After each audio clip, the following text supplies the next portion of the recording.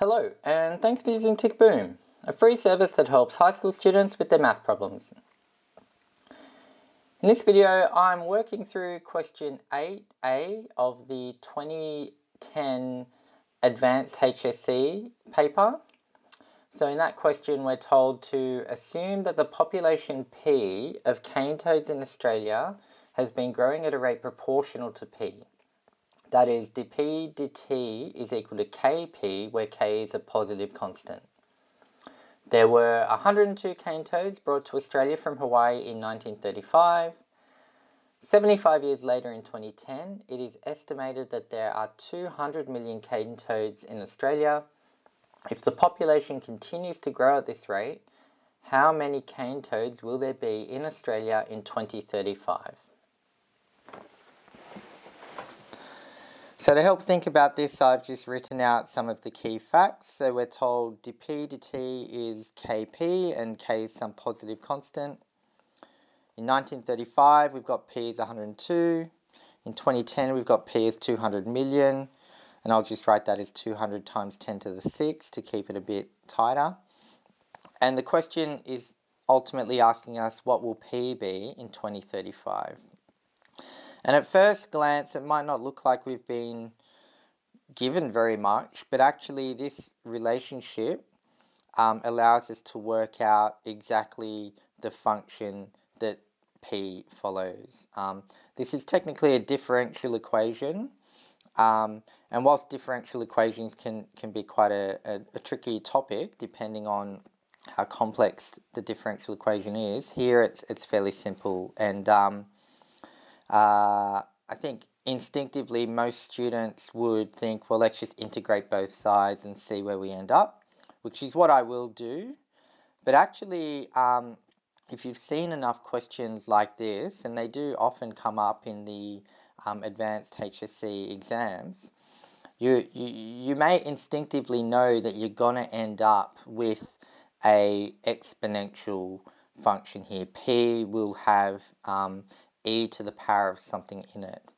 And you could sidestep the whole integration process if you wanted, and you could just say, what if p was equal to a e to the kt, where a is also some constant. And from that starting point, you could differentiate p and show that it satisfies this differential equation. So in this case, if this was our generic function, dp dt would be equal to a times k e to the kt, which would be equal to, and I'll just write this so it's really clear, k times a e to the kt. And noting that p is a e to the kt, that's k times p as required. So that's one way you could think about it. But if you haven't seen questions like this before, if you don't instinctively see that we're dealing with an exponential here, what you could do is just integrate both sides. So I'll work through that as well, and we should get to the same place. And then once you've got this function, the question simply becomes one of working out what the constants are and then plugging in a value for t.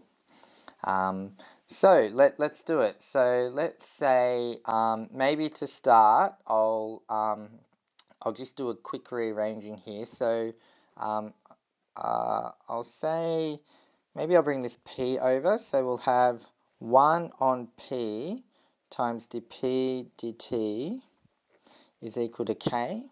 That's a nice place to start. So now let's integrate both sides. So the integral of 1 on p times dp dt, so we're going to integrate both sides with respect to t, is equal to the integral of k dt. So we'll do both sides with respect to t. These two dt's will cancel, so we end up with the integral of 1 on p dp is equal to the integral of k dt. Now, here you just kind of need to rely on your knowledge of basic integrals. So the integral of 1 on x dx is the log of x. So the integral of 1 on p dp would be the log of p. And that would be equal to, it's really, we bring out the k, it's just a constant. So it's k times the integral of 1 dt, which will just be t. And then we'll have a constant that I'll just call plus c. And that plus c here technically handles the constant that we would have had to write here with integrating 1 on p. You kind of have a plus c here, but you could move it over, and one constant minus another constant will just be a constant. So I'll kind of simplify that as just the constant c. Now at this point, we want to isolate p. We just want p by itself. So to do that, I'll take both sides e to the power of each side. So we'll get e to the log p is equal to e to the kt plus c. And e to the natural logarithm of something just lets you end up with whatever that something is. So that would give us p is equal to, and this e to the kt plus c, I'll write as e to the kt times e to the c. And e to the power of a constant is just another constant. So what I might do is I'll just call that constant a. So we'll get equals a e to the kt, where a is just our constant, and that is what we kind of had instinctively known all along, but working through the steps of integrating both sides, you also get there. So hopefully that gives you some comfort that this is what we're dealing with. So now, as I mentioned before, it's just a matter of working out what is a and what is k, and then we should be able to get p at a particular time for t. So I might have to turn over here just so I've got enough space. But before I do, it might be worth maybe assigning a value of t to these various years. So actually, if I say at 1935, that relates to t is equal to 0. And in 2010, that relates to t is equal to 75, which the question actually said anyway. It said 75 years later. But that means that in 2035, what we're dealing with is t is equal to 100. And that'll come in handy later, but having t 0 and t 75 is going to help us with solving for our constants. So let's turn over and start with t is equal to 0. So we know when t is equal to 0, p is equal to 102. So let's plug those into our formula and see if that helps us. So we'll get 102 is equal to a times e to the k times 0, because we've got t is 0. So that's going to be a times e to the naught, which is 1, so just a. So we've got a is equal to 102. So that turned out, I'll just write this, a is e to the naught, e to the naught is just 1, so therefore a is equal to 102. Panic boom! Alright, so we've used one data point to get one of our unknowns. Now we can use the other data point we were given to get our other unknown, and then we'll be ready. So we've got when t is equal to 75, p is equal to 200 times 10 to the 6.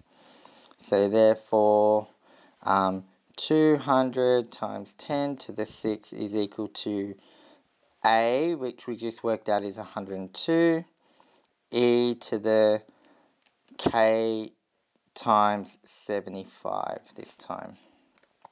So now we want to isolate k.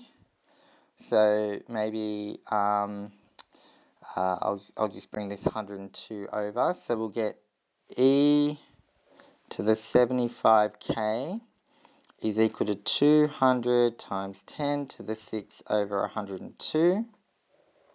Take the natural log of both sides, so log of e to the 75k equals log of 200 times 10 to the 6 over 102. Let's just bring the 75k down, and if I just isolate k, we'll get k is equal to 1 on 75 times the log of 200 times 10 to the 6 on 102. So hopefully I haven't skipped through that too quickly, but I basically brought down the 75k. Log of e is just 1, and then in one step I've then brought the 75 over to get k by itself. Alright, well now that we've got a and we've got k, even though k looks quite complicated, this will just simplify down to a number. Now we can say, therefore, when t is equal to 100, which is what 2035 equates to if 0 was 1935, what will p be? Well, p will equal ae to the kt, or 102 e to the this times 100. So I'll just write that as maybe 100 on 75 times log 200 times 10 to the 6 on 102. And that's kind of the exact expression, but at this point we can plug this into our calculator. So I'll just get my calculator going. So we'll have 102 times e to the power of 100 on 75 times the natural log of 200 times 10 to the power of 6 divided by 102. Now hopefully I've keyed that all in sensibly, and we should get something like 2.5. I'll just say, there's clearly a lot of decimal places, but we'll just say it's 2.5 times 10 to the power of 10 cane toads. That's how many there will be. So basically a really big number. So that is the answer. I think that's the end of this question. Hopefully you followed that. I mean, I think this type of relationship is very common. I see it a lot in the advanced HSC exams, so it's worth practicing to get familiar with it. The difference between this question and a lot of the other questions that come up on the HSC exam is often there's a little bit more guidance. Often a question like this is broken into 2 steps, where the first step actually gives you this equation and asks you to show that it satisfies the differential equation. Here we weren't given that guidance, you just had to know. And you either had to, through familiarity, take this good guess and then show it was true before you then carried on to rely on it. Or you could have integrated both sides. Either way, I think gets you to the right place. But fundamentally, once you kind of deal with the calculus, it really then just becomes inserting different values to work out the unknowns, and then you kind of are plugging numbers into a formula. So yeah, hopefully you have found that explanation helpful. If it was helpful for you, please give the video a like. And if you're someone who wants to keep their finger on the pulse with the kinds of questions that other students are struggling with, be sure to subscribe to my channel so that you can stay in the loop. Alright, tick boom.